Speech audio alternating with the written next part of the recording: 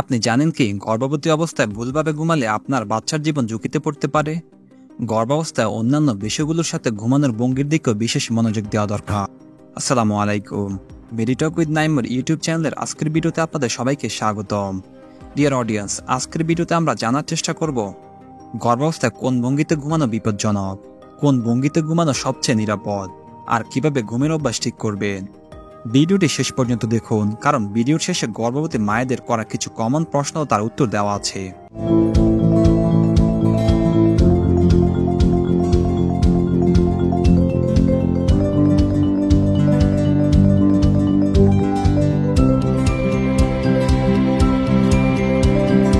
প্রথমে জেনে নেই প্রেগন্যান্সিতে ঘুম না হওয়ার কারণ কি কি।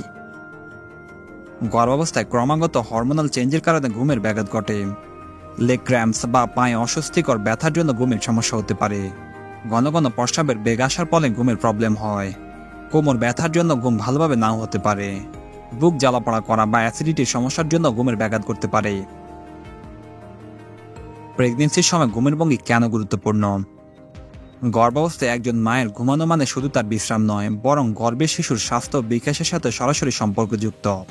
গর্ভাবস্থার শুরুতে হয়তো ঘুমানো নিয়ে তেমন কোনো সমস্যা হয় না, কিন্তু যখন আপনি দ্বিতীয় বা তৃতীয় ট্রাইমিস্টারে যাবেন, মানে গর্ভাবস্থা 4 থেকে 9 মাস, তখন শরীরের গঠন পরিবর্তনের কারণে ঘুমের ভঙ্গি খুবই গুরুত্বপূর্ণ হয়ে পড়ে।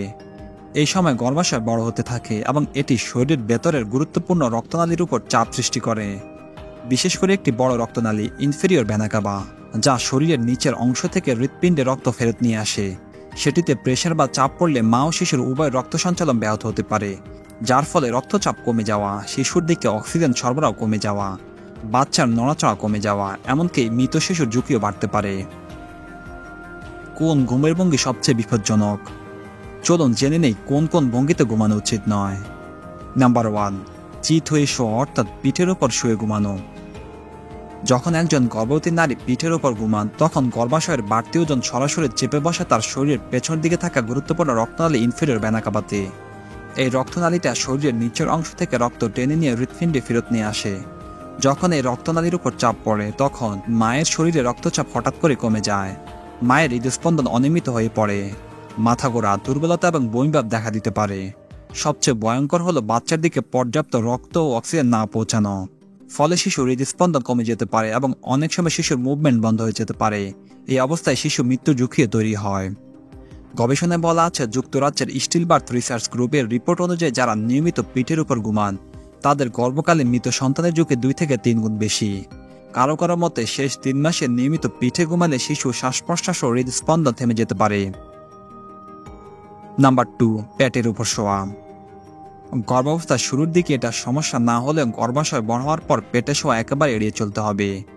এই ভঙ্গিতে ঘুমালে শিশুর উপর সরাসরি চাপ পড়ে, গ্যাস্ট্রিক ও বুক জ্বালাপড়া বাড়ে, মায়ের শ্বাস নিতে অসুবিধা হয়। গর্ভাবস্থায় সঠিক ঘুমের ভঙ্গি কোনগুলো? এখন জেনে নেই গর্ভাবস্থায় কিভাবে ঘুমানো সবচেয়ে নিরাপদ। নাম্বার 1, বাম পাশ ফিরে শোয়া। এটি গর্ভবতী মায়ের জন্য সবচেয়ে নিরাপদ অবস্থান, কারণ বাম পাশে শুলে গর্ভে শিশুর দিকে রক্ত ও অক্সিজেন সরবরাহ বেশি হয়।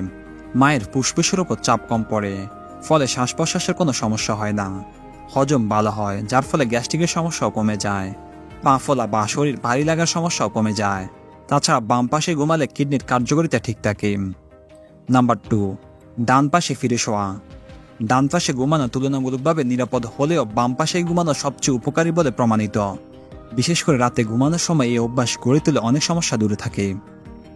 নাম্বার 3, অর্ধেক বসা অবস্থায় ঘুমানো। যদি গ্যাস বা বুক জ্বালাপড়া করে, তবে মাথা ও বুক একটি উঁচু করে বালিশ দিয়ে শুতে পারেন। সঠিকভাবে ঘুমানোর কিছু অতিরিক্ত টিপস। শুধু ভঙ্গি ঠিক করলে হবে না, কিছু অভ্যাস গড়ে তুলে আপনি ঘুমকে আরামদায়ক ও নিরাপদ করতে পারেন। যেমন, ঘুমানোর সময় 2 পায়ের মাঝখানে একটি বালিশ রাখুন। পিঠের পেছনে বালিশ রাখলে আপনি ঘুরে ফিরে চলে যেতে পারবেন না। রাতে খুব বেশি পানি খেয়ে ঘুমাতে যাবেন না, জরুরি হলে আগে পানি পান করে নিন। ঘুমানোর আগে গরম দুধ বা হালকা কিছু খেলে ঘুম ভালো হয়। 30 মিনিট হালকা হাঁটাচলা করলে রাতের ঘুম গভীর হয়। রাতে মোবাইল, টিভি বা স্ক্রিন টাইম কমিয়ে ফেলুন। স্ট্রেস বা চিন্তামুক্ত থাকার চেষ্টা করুন।